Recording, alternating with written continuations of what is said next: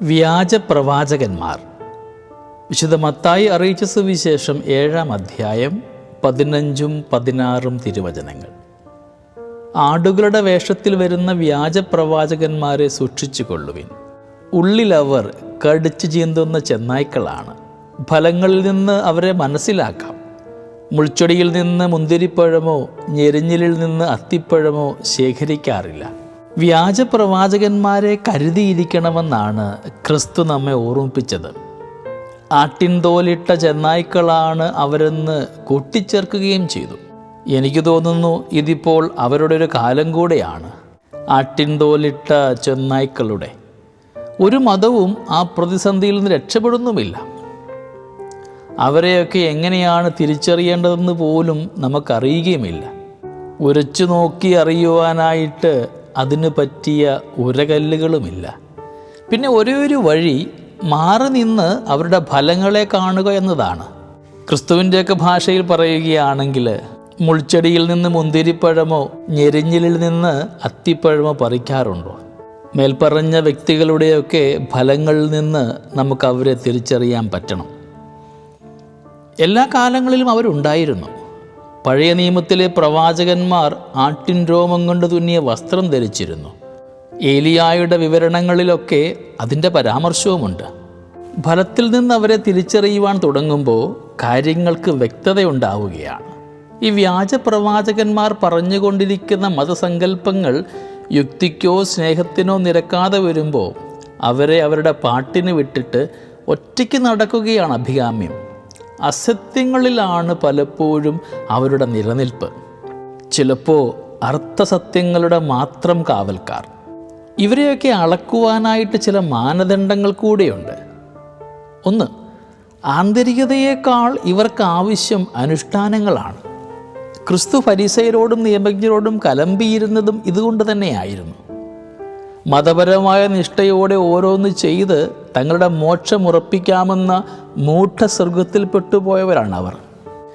അറിഞ്ഞോ അറിയാതെയുമൊക്കെ അത്തരം ചില സന്ദേശങ്ങളൊക്കെ ഇന്ന് നമ്മുടെയൊക്കെ ചില പ്രാർത്ഥനാ സെൻറ്ററുകളിൽ നിന്നും ചില കൂട്ടായ്മയുടെ പന്തലിൽ നിന്നുമൊക്കെ ഭംഗിയായിട്ട് കൈമാറപ്പെടുന്നുമുണ്ട്. രണ്ടാമതായിട്ട് അരുതുകളുടെ പട്ടിക മാത്രമാണ് ഇവർ പറയുക. പഴയ നിയമത്തിലെ 10 കൽപ്പനകളിൽ മുഴങ്ങിയിരുന്ന സ്ഥായിയായ ശബ്ദം പോലെ ക്രിസ്തുവിൻ്റെ പുതിയ നിയമത്തിൽ എന്ത് ചെയ്യരുത് എന്ന് പറയാനല്ല, എന്ത് ചെയ്യണമെന്ന് പറയുവാനാണ് അവിടുന്ന് പരിശ്രമിച്ചത്. അത് കുറെ കൂടി അഗാധമായ രൂപാന്തരീകരണമാണ്. വിലക്കുകൾ കൊണ്ട് മാത്രം നിലനിൽക്കുന്ന ഒരിടമായി നമ്മുടെയൊക്കെ പള്ളികൾ മാറുമ്പോൾ പള്ളിയും പട്ടാളവും തമ്മിലുള്ള അകലം കുറഞ്ഞു പോകുന്നില്ലേ? 3, ലാഘവമാർന്ന പരാമർശങ്ങളിൽ അതിനെ തന്നെ അടയാളപ്പെടുത്തുവാൻ ശ്രമിക്കുന്ന മതവും വ്യാജം തന്നെയാണ്. ഒരുതരം ഈസി റിലിജിയൻ, ഒരു വിലയും കൊടുക്കാത്ത, ഒരലച്ചിലുമില്ലാത്ത, ഊതി വീർപ്പിച്ച കൃപാസങ്കല്പങ്ങളുമായിട്ട് നിലനിൽക്കുന്ന ഒരു മതം. 4, ജീവിതത്തിൽ നിന്ന് അകന്നു നിൽക്കുന്ന വിശ്വാസ പ്രമാണങ്ങളുടെ മതം. ചുറ്റിനുമുള്ള ദുരനുഭവങ്ങൾക്കെതിരെ ഹൃദയജാലകങ്ങൾ കൊട്ടിയടച്ച് തങ്ങളുടെ സ്തോത്രഗീതങ്ങളിലും ഹല്ലേലൂയ ഗീതങ്ങളിലുമൊക്കെ കുരുങ്ങിക്കിടക്കുവാൻ പ്രേരിപ്പിക്കുന്ന ഒരു മതം. അതിൽ തന്നെ എത്ര അപകടകാരിയാണ്. എത്ര നന്നായിട്ടാണ് ക്രിസ്തു തൻ്റെ സാധകരുടെ പങ്ക് വ്യക്തമാക്കിയത്. പിതാവേ, ഇവരെ ലോകത്തിൽ നിന്ന് എടുക്കുവാനല്ല, തിന്മയിൽ നിന്ന് അവരെ സംരക്ഷിക്കുവാനാണ് ഞാൻ പ്രാർത്ഥിക്കുന്നതെന്ന്. താമരപ്പൂ പോലെ ചില മനുഷ്യരുണ്ട് കേട്ടോ.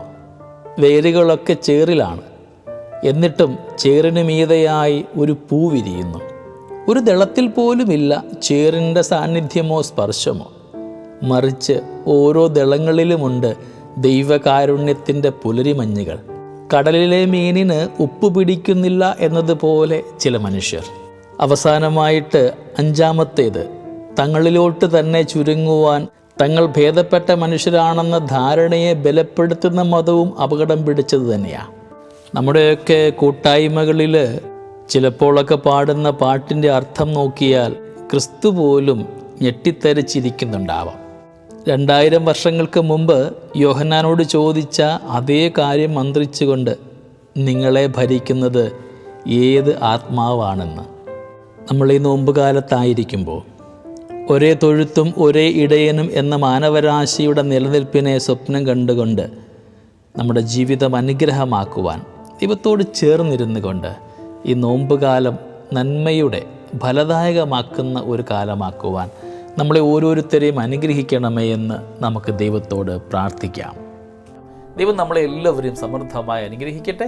നമ്മുടെ കർത്താവ് ഈശോ മിശിഹായുടെ കൃപയും പിതാവായ ദൈവത്തിൻ്റെ സ്നേഹവും പരിശുദ്ധാത്മാവിൻ്റെ സഹവാസവും നമ്മളെല്ലാവരോടും കൂടെ ഉണ്ടായിരിക്കട്ടെ, ഇപ്പോഴും എപ്പോഴും എന്നേക്കും. ആമേൻ.